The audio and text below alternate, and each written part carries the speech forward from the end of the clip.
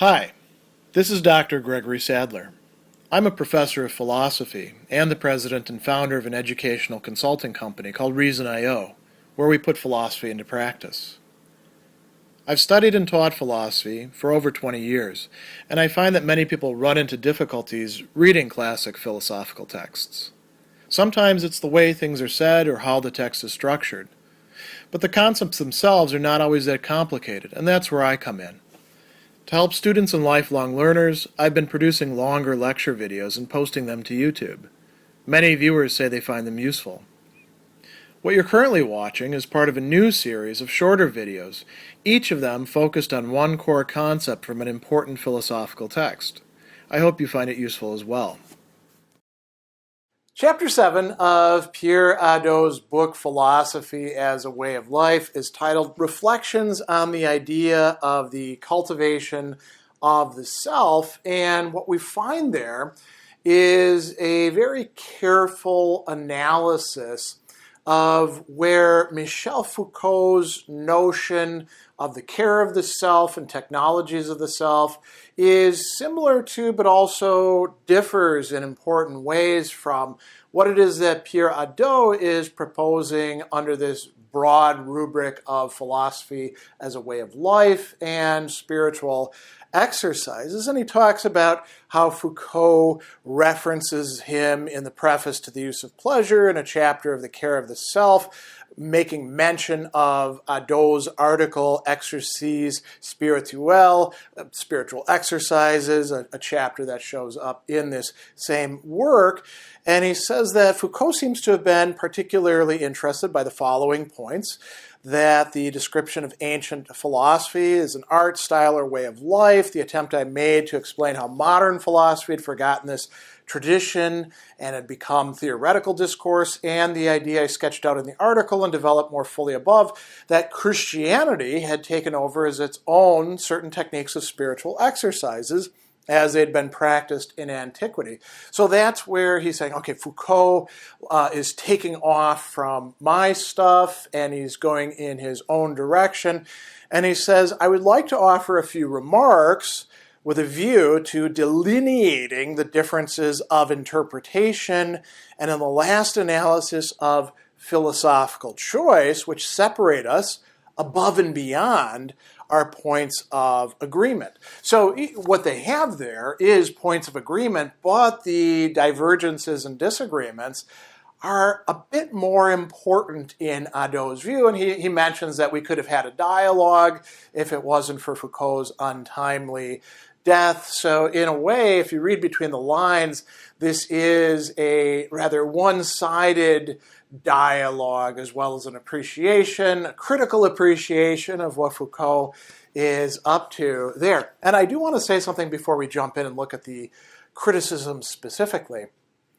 So a lot of people in the present who are enamored of Hadot will often glom Hadot and Foucault together as part of this very important movement that's calling attention to, something different than traditional academic philosophy. Now, it's not the case. Hadot mentions this, that academic philosophy itself, or philosophy as practiced by other people more broadly in the culture, completely abandon the way of life idea, right? Or exercises or practices, whatever we want to call these. But there is a strong tendency in 20th century, 21st century philosophy to be focused on that. And so people will often take whatever allies they think they have and throw them all together without realizing that there's some pretty big important differences in their overall viewpoints and in what they're putting forth. So what we see here is that Hadot says, in The Care of the Self, Foucault describes what he terms the practices of the self recommended in antiquity by Stoic philosophers, as well as, Platonists, as he's going to bring up, and some early Christians. These include care of oneself, which can only be carried out under the direction of a spiritual guide, attention paid to the body and the soul, which care of the self implies, exercises of abstinence, examination of conscience, filtering of representations, finally the conversion towards and possession of the self, and he says that Michel Foucault conceives of these practices as arts of existence and techniques of the self.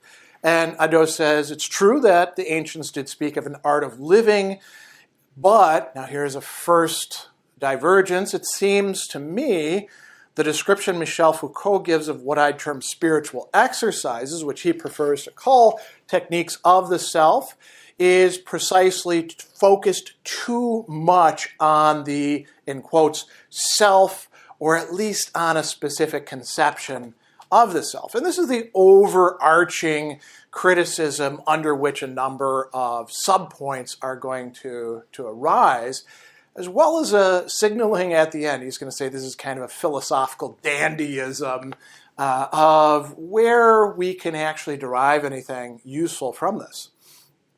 So he begins by saying, Foucault presents Greco-Roman ethics as an ethics of the pleasure one takes in oneself. And if you know much about Foucault's works, you know that he's very interested in pleasures and bodies, and that's part of his ontology, as he tells us. So an ethics of pleasure that one takes in oneself. Now, how would that actually apply? Well, you could think about the pleasure that one can take in being able to face difficult situations and progress through them, or in mastery of one's own usually unruly desires for, say, sexual pleasures or other things, curiosity, the desire to dominate.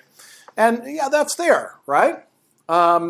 So he says that access to the self, this is Foucault, is liable to replace this kind of violent, uncertain, and temporary pleasures with a form of pleasure one takes in oneself serenely and forever. So this is saying, hey, Stoics were, saying avoid the addiction to external pleasures so that you can actually experience a much more lasting pleasure.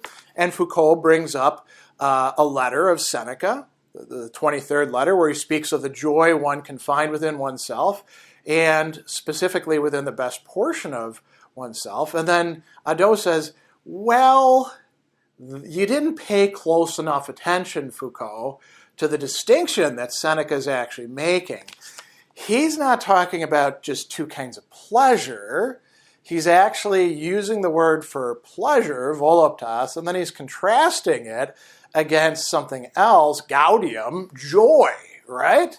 And, an attentive look at the Stoics tells us that they distinguished between hedone, pleasure, and a particular kind of eupatheia, joy, rational pleasure, we could say, charis.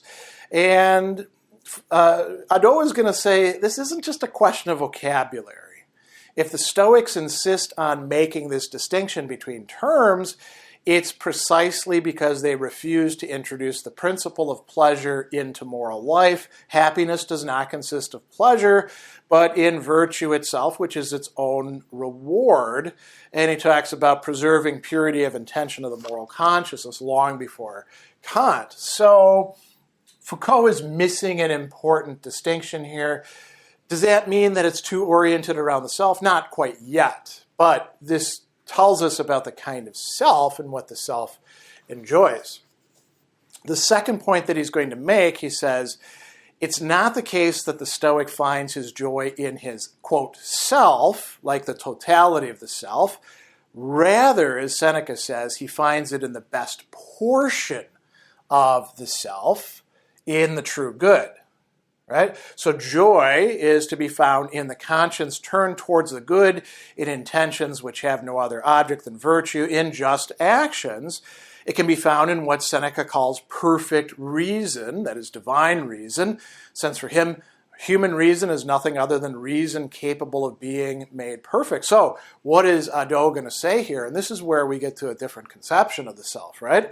The best portion of oneself is, in the last analysis, a transcendent self. Now, this is a more modern term, but I think it actually does apply quite well to what the Stoics are doing there. And not just to the Stoics, but to the Platonists, to the Aristotelians, arguably to some others as well, including some eclectics.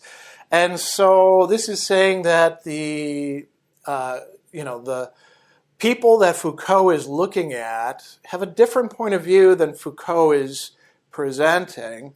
And he goes on and he says that how do we actually access this? Well, the goal of the spiritual exercises is not just to fortify the self, to put up walls, to master yourself, but to go beyond the self. So this is a really, really important point. To go beyond the self, to think and act in unison with universal reason. And he brings up Marcus Aurelius and Epictetus, and he says, I'm going to give you a really thumbnail summary of these three exercises: judging objectively in accordance with inner reason, acting in accordance with the reason which all human beings have in common. So now we're beyond just the individual self, and to accept the destiny imposed on us by cosmic reason. So we go to yet a higher level, right? So we have self, other, and world all connected. And he says, listen, I can understand Foucault's motives for giving short shrift to these aspects, and this is going to lead us to the third main point.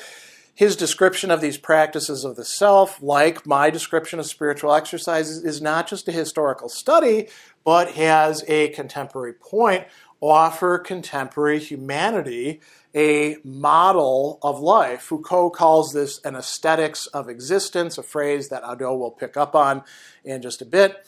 And he says, okay, let's say that from a historical point of view, it seems difficult to accept the philosophical practices of the Stoics, and Platonism was nothing but a relationship to oneself, a culture of the self, or a pleasure taken in oneself, right?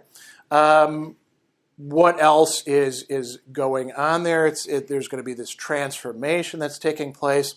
And then he brings up an interesting point. So if Foucault really is trying to present something taken from ancient philosophy as a model for a new way of living, understanding oneself, modifying the self, acting, choosing in the present, then why didn't he pay much attention to one school, which seems like it would be really applicable, the Epicureans? So he says that, Epicurean ethics is, in a sense, an ethics without norms. It's an autonomous ethics. It can't found itself upon nature, because nature's a product of chance, right? So it seems to be an ethics perfectly suited to the modern mentality. And he says maybe the reason for this silence is found in the fact it's rather difficult to integrate Epicurean hedonism into the overall scheme of the use of pleasures proposed by Foucault. So there are different kinds of hedonists, perhaps. And then he says, well, here's the thing, though. The Epicureans had spiritual exercises. So if you're going to talk about techniques of the self, why aren't you discussing the Epicureans? What would you have gotten from that? And he says, well, these practices are not based on norms of nature or universal reason. The Epicureans think the formation of the world is mere chance, but the spiritual exercise cannot be defined simply as culture of the self, a relation of the self to the self, or this pleasure that can be found in oneself. Why? Because the Epicurean was not afraid to admit he needed other things besides himself in order to satisfy his desires and experience pleasure. He needed bodily nourishment, pleasures of love, but also a physical theory of the universe. So there is a cosmic aspect to this, and he brings up a great spiritual practice here, an imaginative contemplation of an infinite number of universes in the infinite void in order to experience what Lucretius calls divina voluptas et horror. Metrodorus, one of the Epicureans, gives an account of the Epicurean sage immersion in the cosmos. So there's a shift in perspective going on there that Foucault seems to be missing as well. Then he talks about this emphasis that Foucault places on writing, in particular a certain kind of writing, right? So Foucault has an article, Writing of the Self, and he is going to claim that, writing is taking the place of other people, placing yourself before their eyes. And he examines the literary genre of hypomnemnata, right? So this is a particular kind of writing, which one could translate as spiritual notebooks. And what would you do with these spiritual notebooks? A lot of it is taking other people's past ideas that you've encountered before and writing them down in there and maybe thinking about it and writing your own reflections. And this is kind of a common practice that we see people doing even in modern times. So what's going on with this? So Foucault says that the goal of the exercise is to capture what has already been said and collect what one may have heard or read with a view to nothing less than the constitution of the self. And he says, how can we be placed in the presence of ourselves with the help of ageless discourses picked up from any old place? And he says, well, the exercise was supposed to allow you to turn back towards the past, and so you detach your soul from worries about the future by looking to the past, and that can then help you, in the present. And he says that Foucault sees in both Epicurean and Stoic ethics a refusal of a mental attitude directed towards the future, right? And Hadot is going to say, well, that seems a misinterpretation. So the Epicureans did think, remembering pleasant things is a good source of pleasure, but that's got nothing to do with the writing things in notebooks. And he says, rather, as we saw above, these philosophers had in common an attitude which consisted in liberating oneself not just from the future, but also from the past, right? This gives you kind of a wiggle room to work on yourself, the burden of the past, so we can concentrate on the present moment, either to enjoy it or to act within it. And so he says, from this point of view, neither the Stoics nor the Epicureans accorded a positive value to the past. The fundamental philosophic attitude consisted in living in the present and in possessing not the past, but the present. Now, you could say, well, what about Seneca's on the shortness of life and how we can get more life by reading previous philosophers? Well, that's still being done from let's call it perspective, the vantage point of the present. So you use the past to get something more in the present. He's also going to talk about eclecticism. So for Foucault, this method of writing things into one's notebooks is a deliberate attempt to be eclectic, meaning that you select what you want and you sort of assemble it for yourself. And so what goes into your notebook might be very different from what goes into somebody else's notebook. And here's a place where I think that Hadot perhaps goes too far to the other extreme. Right? Foucault is saying eclecticism is the way, and Hadot is going to say, well, no, that sort of eclecticism is really only for converting beginners. And he says, Foucault finds an example of this in the letters to Lucilius, in which Seneca quotes sayings of Epicurus, and that's quite true. Now, he says the goal of these letters is to convert Lucilius to what? To Stoicism. And appears only in the first few letters and soon disappears.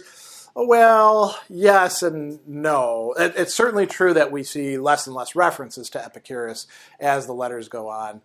We can also say, well, Seneca talks about how the Epicureans actually have things right in many respects, but not in some respects in On the Happy Life, which, to be sure, is an earlier treatise, but it's not written to Lucilius. So it's a little bit, let's say, too strong of an assertion that eclecticism is only to convert beginners.